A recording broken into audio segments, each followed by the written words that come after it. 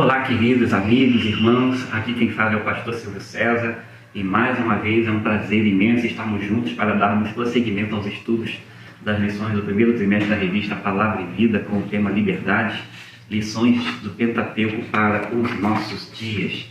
E é uma alegria imensa porque hoje nós vamos entrar no livro de Levítico e vamos aprender muito sobre o valor da santidade, a lição de número 8, que tem por título Santidade ao Senhor. Após todas as orientações espirituais e morais que nós vimos nas lições anteriores, especialmente nos 10 mandamentos, o Senhor orienta que uma das tribos de Israel fosse completamente dedicada, exclusiva ao serviço dele, conduzindo a adoração do povo. Essa tribo foi a tribo de Levi. A partir de então, o Senhor orientou sobre todos os detalhes de como deveria ser essa adoração e um lugar específico onde todos se reuniriam para adorar o único e verdadeiro Deus que os livraria do Egito. O livro de Levítico mostra esses conjuntos de normas, de regulamentos, de ritos, para que todo o povo de Israel pudesse adorar a Deus de forma adequada. Essa adoração não poderia ser de qualquer maneira, deveria ser de forma adequada, e o Senhor mesmo estabeleceu estas formas. Porém, nós podemos extrair, e é o que nós pretendemos através destas lições, dessa lição de hoje, poderosos ensinamentos para a nossa vida, ainda hoje, mesmo vivendo sob a dispensação da graça. Vamos juntos?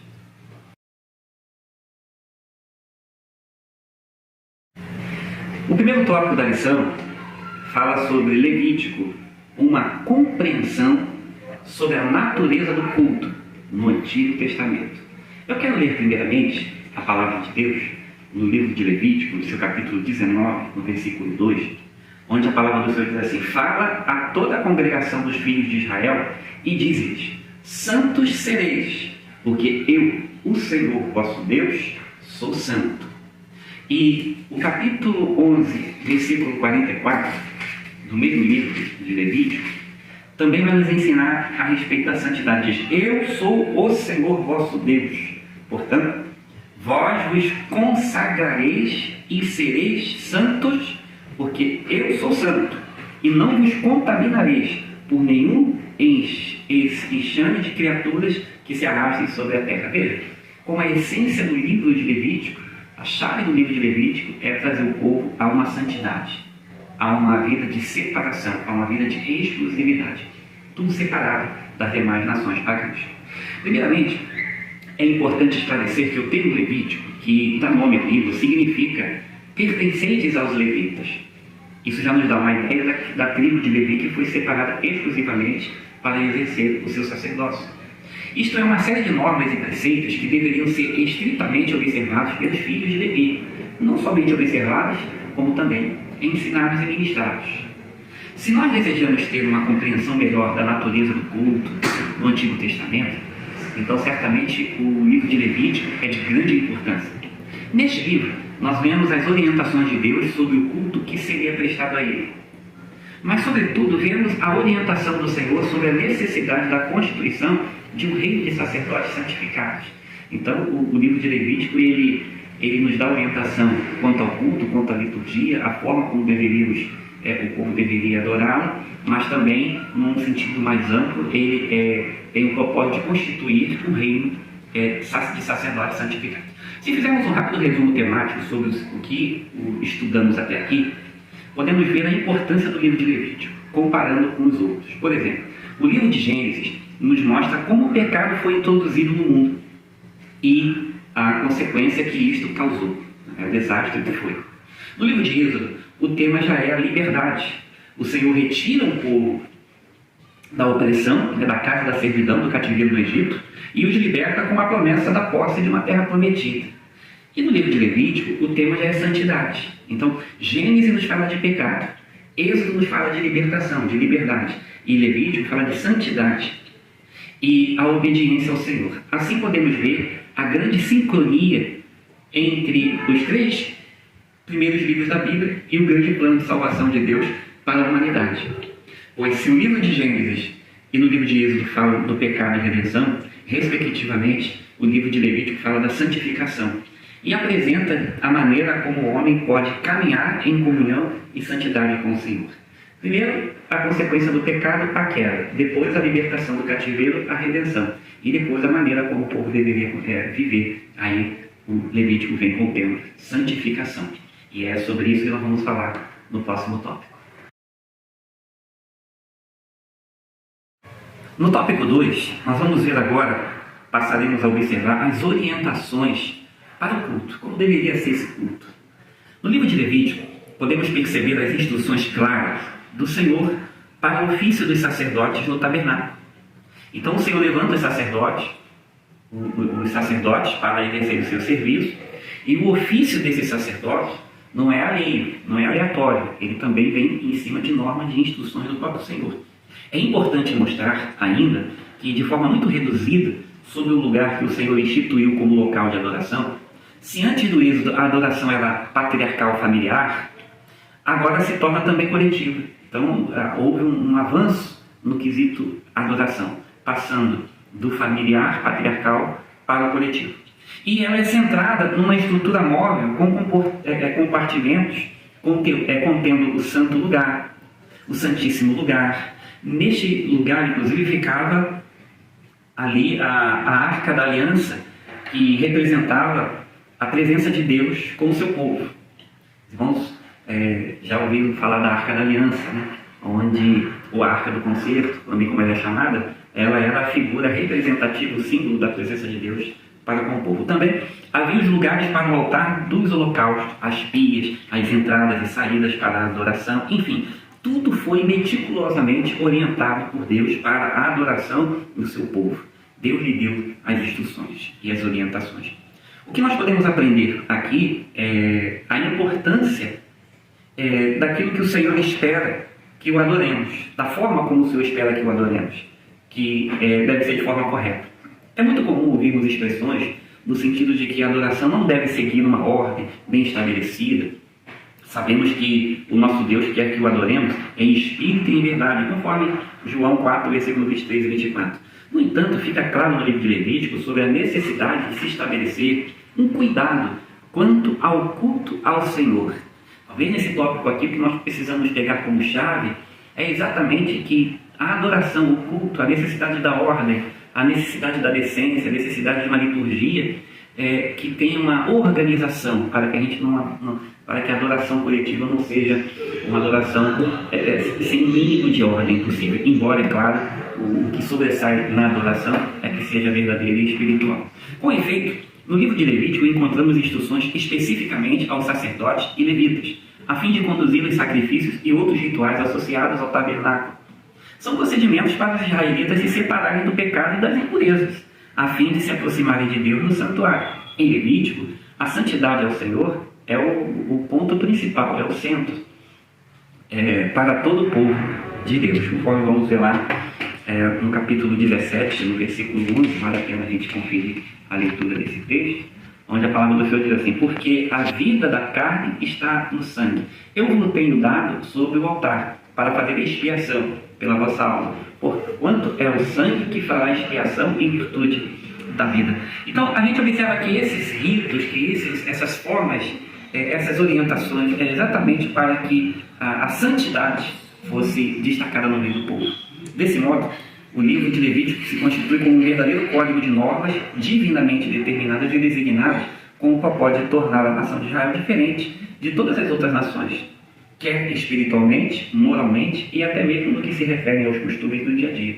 O povo de Israel, portanto, se tornar-se-ia uma nação santa, ou seja, separada dos modos e costumes das nações que os cercavam, consagrada ao serviço do único e verdadeiro Deus. No próximo tópico, nós vamos ver sobre a importância dessas exigências. O próximo tópico do tópico 3 fala sobre a grande exigência e sua respectiva solução. Bom, fica claro para nós, tanto no Antigo Testamento quanto no Novo Testamento, que Deus quer que sejamos santos assim como Ele é santo. Levítico, capítulo 20.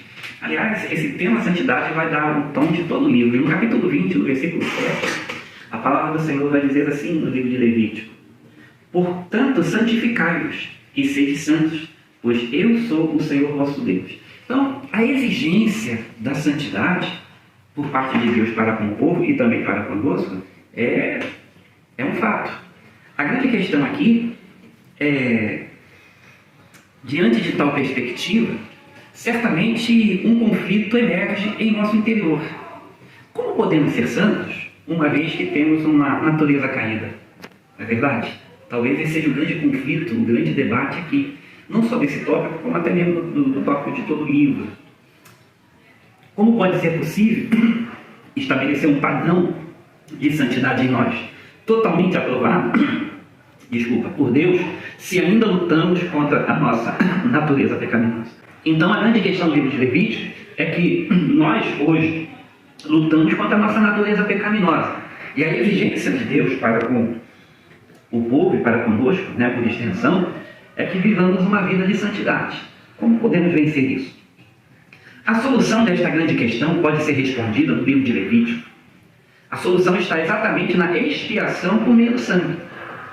Quando a gente lê novamente lá, capítulo 17, versículo 11 de Levítico, olha que coisa interessante, porque a vida da carne está no sangue. Eu vos tenho dado sobre o altar para fazer expiação pela vossa alma. Portanto, é o sangue que fará a expiação em virtude da vida. Então, no Antigo Testamento, essa expiação, o sacrifício dos animais, apontava para o sacrifício definitivo do Cordeiro de Deus, conforme revelado no Novo Testamento. Então, a gente precisava, para purificarmos dos nossos pecados, tinha que haver derramamento do sangue dos animais. É claro que isso foi uma tipificação daquele que viria como o Cordeiro de Deus, que derramaria o sangue por nós, que foi o próprio Senhor Jesus Cristo, conforme João 1,29 diz: eis o Cordeiro de Deus que tira o pecado do mundo. Então, o sangue dos sacrifícios de animais no Antigo Testamento cobria o pecado e apontava para o Salvador, para o Cordeiro Santo e Divino, cuja morte trouxe perdão, redenção e salvação. Então, em Levítico, observamos muitos sinais que apontavam diretamente para Cristo e sua obra redentora na cruz. Tal como em Levítico o derramamento de sangue era a condição para a purificação do pecado, hoje nós não derramamos mais o sangue de animal, porque Cristo já derramou o sangue dele por nós na condição de Filho de Deus. Então, para resolvermos essa grande questão da nossa natureza caída e a questão da exigência de santidade, graças a Deus que em Cristo Jesus nós encontramos essa resposta e essa solução. Passamos agora a refletir sobre como o livro de Levítico nos fala hoje. Esse é o tópico 4, é o que propõe o quarto tópico da lição. Como o Levítico nos fala hoje? Segundo nos afirma Andrew Bonar, o teólogo, não há outro livro como o Levítico, onde encontramos tantas palavras proferidas pelo próprio Deus. O próprio Deus tem as suas falas diretamente no livro de Levítico. Então, ele é um livro único e singular nesse aspecto. Esse fato não nos deixa dúvidas quanto à importância em estudar-se Levítico, inclusive com total interesse e devoção.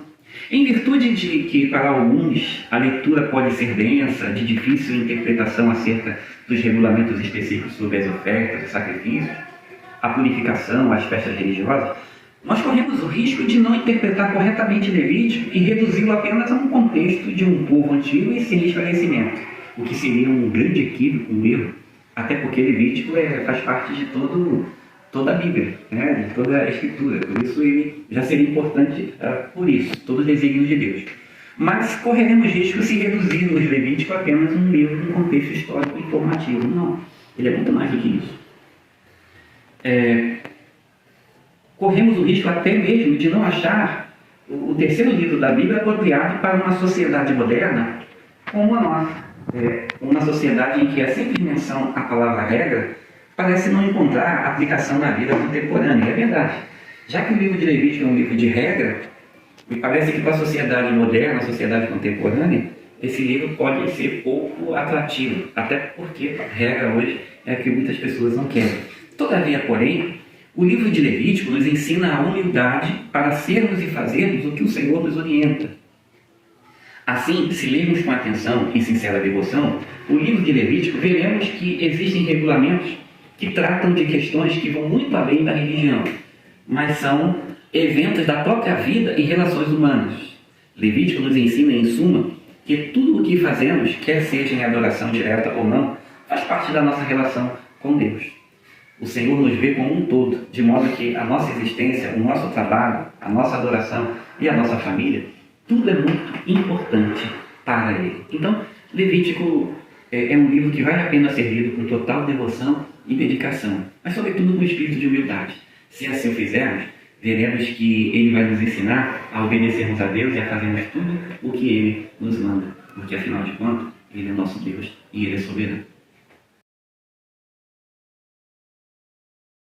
Quero concluir levando-nos a refletir, a pensarmos, e não somente isso, mas também colocarmos em prática, alguns pontos importantes acerca desta lição. O primeiro, Deus é santo, isso nós não temos dúvida, e Ele espera que o seu povo também seja santo.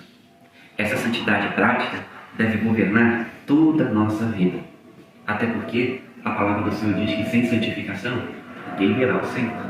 2. A vida pertence a Deus, e por esta razão jamais devemos pensar que podemos deixar Deus à margem do que estamos fazendo. Ele também tem interesse em tudo aquilo que nos envolve. Então, nada daquilo que fazemos é alheio a Deus. Ele tem interesse em tudo. E o livro de Levítico nos mostra exatamente isso. E por fim, a terceira reflexão é que a expiação do pecado requer um derramamento de sangue. Até porque a palavra do Senhor diz que sem derramamento de sangue não há remissão de pecados. O pecado não é uma coisa leve e sem importância. Ele é odioso aos olhos de Deus. O pecado custa muito caro para a nossa adoração. Custou o sangue dos animais, lá no Velho Testamento. Mas hoje, ele custou para nós o precioso sangue de Cristo, a qual, com esse sangue, ele nos comprou do pecado. Que Deus nos abençoe e nos ajude. Amém.